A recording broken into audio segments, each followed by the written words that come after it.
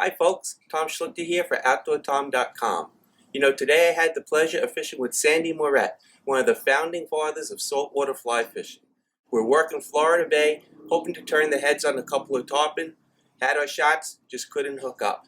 I was really looking forward to that battle, but Sandy told me there's a much bigger battle brewing here on Florida Bay. I moved from Miami to Alamorada in '85, and the place was a paradise. The fishery was great. The water was crystal clear. The Everglades was a beautiful place. Florida Bay was spectacular, and there was no place on earth like it. But we've had a terrible degradation of our Everglades estuary system. The water naturally is supposed to flow from the Kissimmee River through Lake Okeechobee down through the central part of the state and out into Florida Bay and Shark River, creating an estuary situation. And the water's been cut off. In the 20s, there was a terrible hurricane that killed several thousand people up around Lake Okeechobee. And the state created the South Florida Water Management District and began canals, ditches, dikes, and they put a rim canal around Lake Okeechobee to hold water back. It was a combination of two reasons. One was for flood protection, but the other was to increase the area that they could develop in the state for agriculture and residential housing. And especially south of the lake is called the Everglades agricultural area, where they grow sugar cane, and that's the biggest area. It's 500,000 acres roughly. And they manage the water, in my opinion. The government, the legislature manages the water in the state, specifically at the request of the sugar lobby.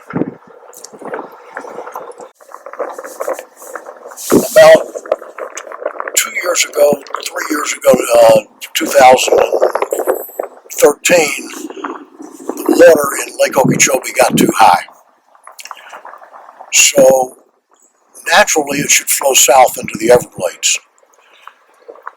Unfortunately, because of the plumbing and the management of the water management system, the Corps of Engineers makes the decision that the levee's going to break, and they pull the plugs out east and west of the Lake Okeechobee. It flows out the Caloosahatchee River and the St. Lucie River, and totally wipes the estuaries out. The massive fish kill, algae blooms, grass die-offs.